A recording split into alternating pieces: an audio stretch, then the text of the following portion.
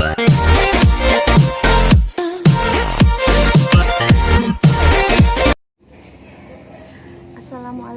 warahmatullahi wabarakatuh.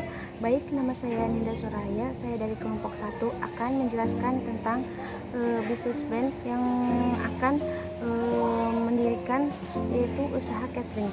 Nah, pertanyaannya, kenapa saya akan mendirikan perusahaan catering? Karena sudah jelas, yaitu perusahaan catering akan mendapatkan keuntungannya yang banyak gitu. Dan dengan adanya catering juga, yaitu bisa bermanfaat bagi orang lain, sehingga saya dengan tekad akan menjelaskan atau mendirikan perusahaan catering.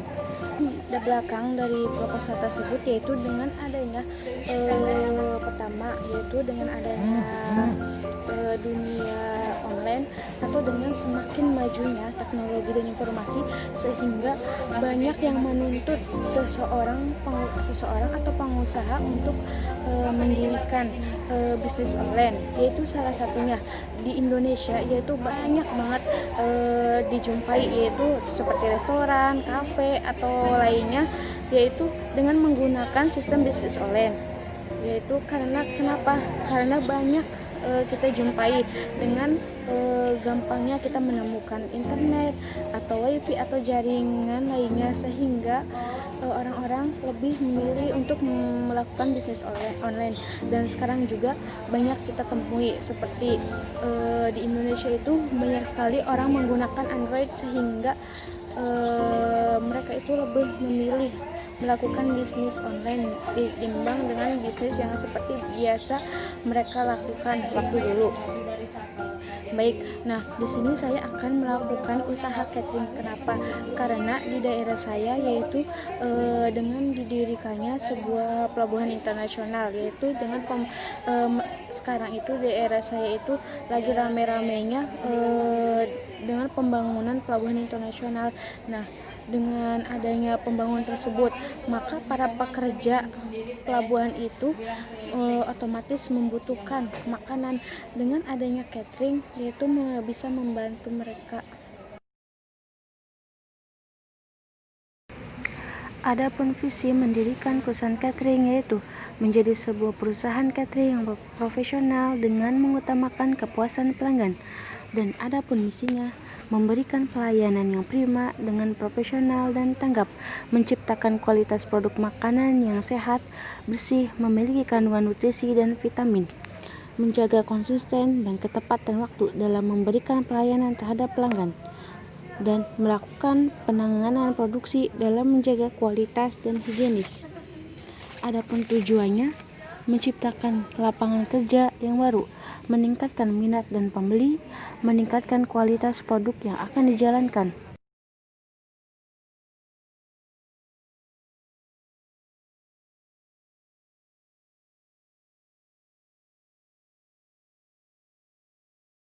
Plan catering, saya Muhammad Fatwa atau Wahya dari kelas 4C.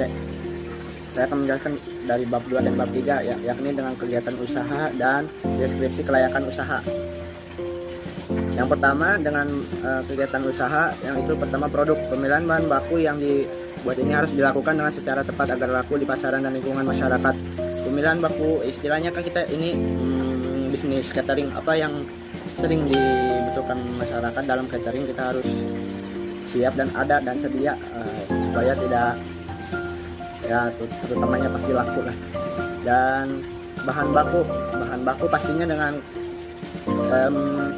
apa yang kita sajikan di dalam catering, seperti makanan kentang pedas, ayam goreng, bakso, jus, minuman, sayuran dan lain-lain, pastinya lebih banyak itu. Dan proses catering, cara membuat catering lebih mudah. Tentunya kita membutuhkan chef yang ahli dalam memasak, karena kita ini adalah bisnis catering. Apabila kita tidak bisa mencari chef yang ahli, bukan mungkin lagi, pastinya masyarakat juga tidak suka dengan makanan kita, dan bisnis kita pun catering itu tidak akan laku. Dan yang kedua, persiapkan alat-alat catering seperti dapur, alat-alat masak, dan mungkin sebagainya, banyak mungkin. Oh, satu lagi, karyawan ini lebih penting ini. Kita akan membutuhkan karyawan yang lebih ya, karena catering ini nggak cuma sebuah usaha yang kita dirikan doang, tapi kita membutuhkan karyawan untuk bekerja dan mengerjakan itu, soalnya pasti konsumen juga akan banyak yang mendatang.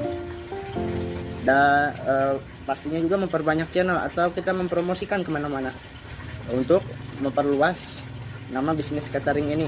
Jadi ketika ada yang ingin memesan catering, pastinya lah, oh yang ini nih yang kualitasnya lebih baik dan terpercaya, tidak hoax gitu. Nah, ada juga yang hoax gitu. Dan ini yang bab ketiga, deskripsi kelayakan usaha. Yang pertama, pemasaran. Pemasaran yang akan kami berikan ke konsumen ialah menjaga kualitas produk yang akan dikirim secara langsung maupun tidak langsung. Kami di sini tidak ingin memberikan kualitas yang tidak baik gitu kepada masyarakat. Yang ada juga kita akan bangkrut gitu. Pastinya kita akan memberikan kualitas yang terbaik apapun itu, dari segi makanan, pelayanan, mungkin dan biaya juga ya. Terus strategi penjualan. Dalam hal strategi penjualan akan lebih banyak dengan berkaitan dengan masalah distribusi, penyajian, dan tempat penjualan. Nah, ini dia nih. Dalam strategi penjualan kita akan sebenarnya lebih baik diutamakan di daerah yang penduduknya lebih banyak dan pendapatan juga akan lebih banyak, seperti ke pusat kota. Tapi ada resikonya juga, yaitu resikonya banyak persaingan, karena apapun itu yang semuanya menuju ke pusat kota,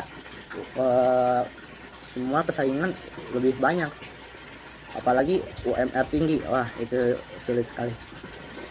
Dan ini studi hasil kelayakan untuk melihat apakah penjualan sukses atau gagal hendaknya kita harus memasang target penjualan.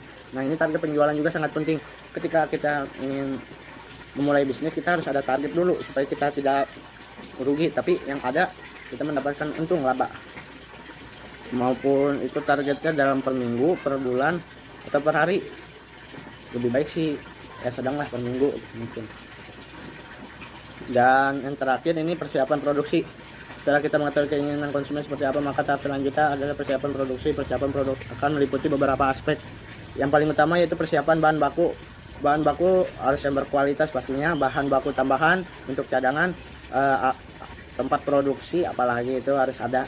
Serta yang tak kalah penting lagi ialah kualitas dan pelayanan produk. Ini sangat penting di dalam pelayanan produk. Soalnya kita akan membahas bab 4 yaitu tentang analisis SWOT. Sebelum kita berlanjut, kita tuh harus mengetahui SWOT itu apa sih. SWOT itu adalah singkatan dari S-nya itu strengths, dapat kita artikan kekuatan dalam bahasa Indonesia, W-nya weakness, kelemahan, O-nya opportunity, kesempatan ataupun peluang, dan D-nya itu threat, ancaman. SWOT itu di perusahaan ataupun instansi ya sebagai strategi penentu masa depan dan keberlangsungan perusahaan tersebut. Nah, sebuah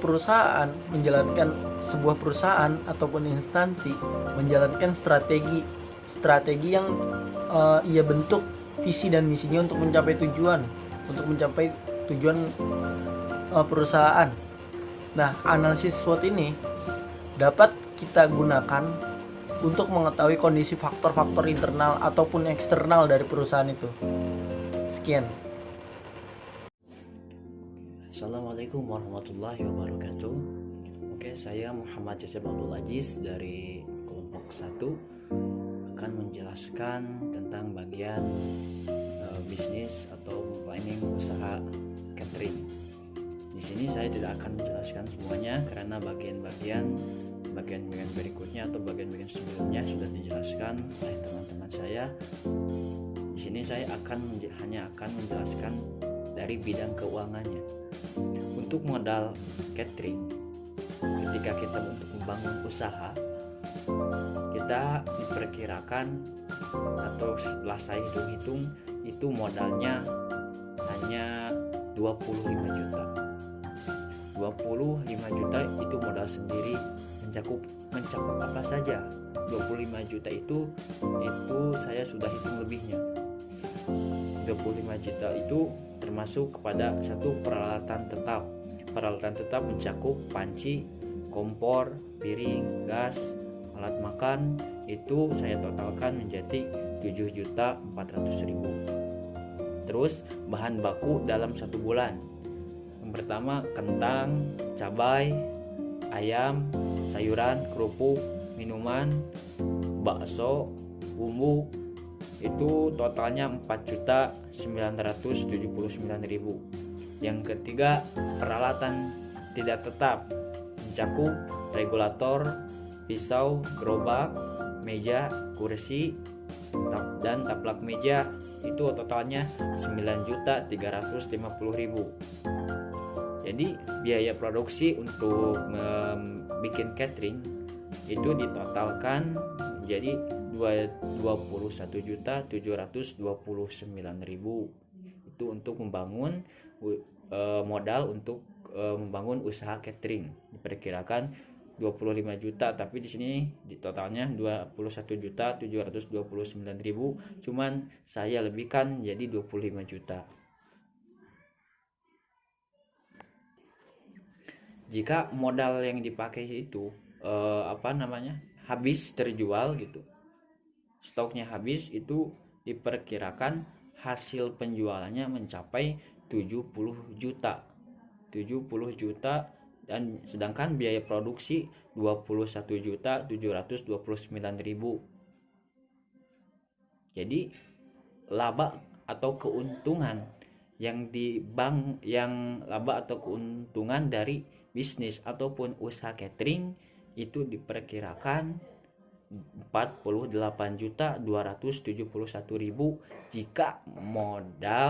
jika modalnya atau biayanya 21.729.000. Ya, selanjutnya kita akan menjelaskan bab 6, yaitu tentang resiko dan hambatan. Nah, yang pertama itu banyaknya persaingan. Nah, setiap kita menjalani suatu usaha, pastilah akan banyak saingannya. Nah, karena dari banyak persaingan itu, kita akan menjual